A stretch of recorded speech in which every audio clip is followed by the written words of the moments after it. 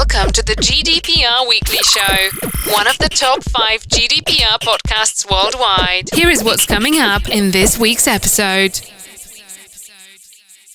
Welcome to episode 124 of the GDPR Weekly Show. This is very much a special edition in line with Brexit, and as regular listeners will know, we'd originally planned not to have an episode this week until Sunday.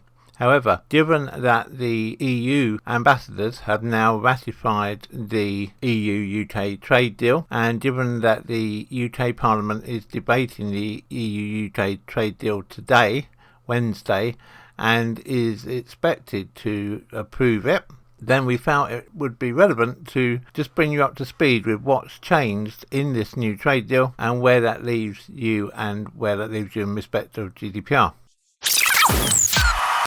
The good news is that in terms of the UK being an adequate country, the EU has agreed to give us a further 6 months grace, albeit that they're aiming that that decision should be ratified within 4 months, but that there is room in the agreement for an additional 2 months should that be required. So in terms of day-to-day data transfer between the UK and the EU and vice versa, from the 1st of January, nothing needs to change. You can carry on just as you are now. And that is very good news because we were concerned, as you know, about the UK potentially being declared to be not adequate.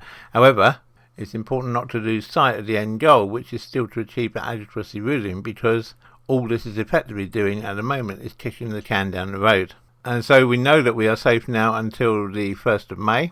And potentially until the 1st of July 2021 in terms of adequacy. However, the other things which were expected to change have still changed. So your privacy notices, whether that be on your website or your privacy notice that you give to your employees or your privacy notice you give in writing to anyone else, do all still need to be adjusted to account for UK GDPR rather than EU GDPR.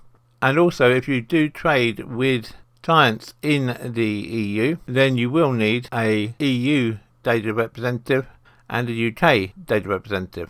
The UK data representative can stay as is with either an internal or external DPO if you're the size where you need a DPO. But if you have clients in the EU, you will need to appoint a EU DPO who must be based in the European Union. We're all geared up here at the GDPR Weekly Show to help you with that. We have an agreement in place with a DPO in the Netherlands, and so we can make the whole process very, very simple for you. And if you would like us to help you on that, please do just contact us via the contact details coming up at the end of this episode. It's important to say too that these rules of adequacy do not just apply to the EU directly, but also to Iceland, the Principality of Liechtenstein, and the Kingdom of Norway.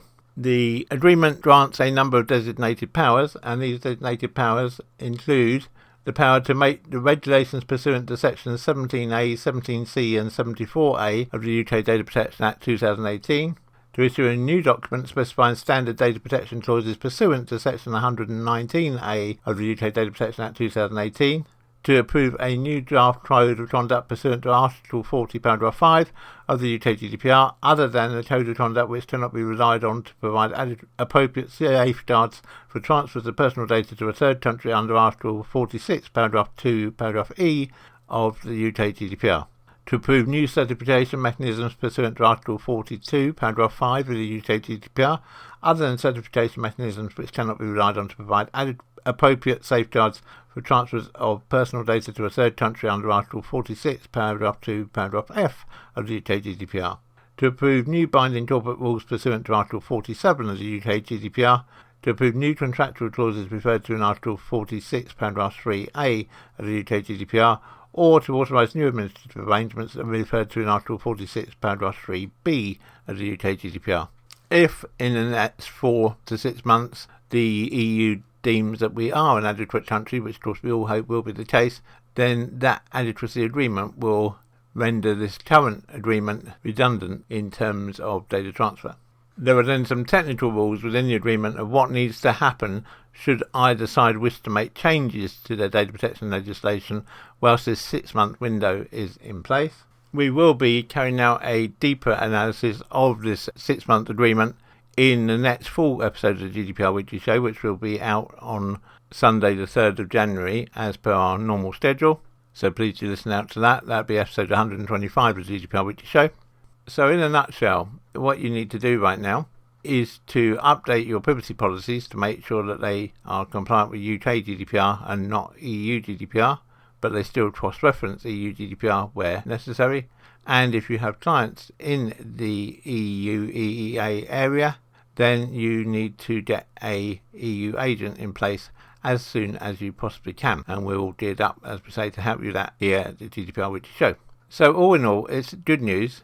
It means that there's no immediate panic, but nonetheless there are still immediate things that need to be done. And we'll be going into these in more depth in our next full episode of the GDPR Weekly Show on Sunday the 3rd of January, which will be episode 125 of the GDPR Weekly Show.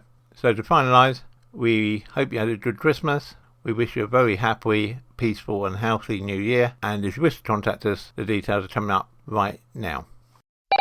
Contact us on helpdesk@gdprweeklyshow.com or phone us on 0800 808 5312.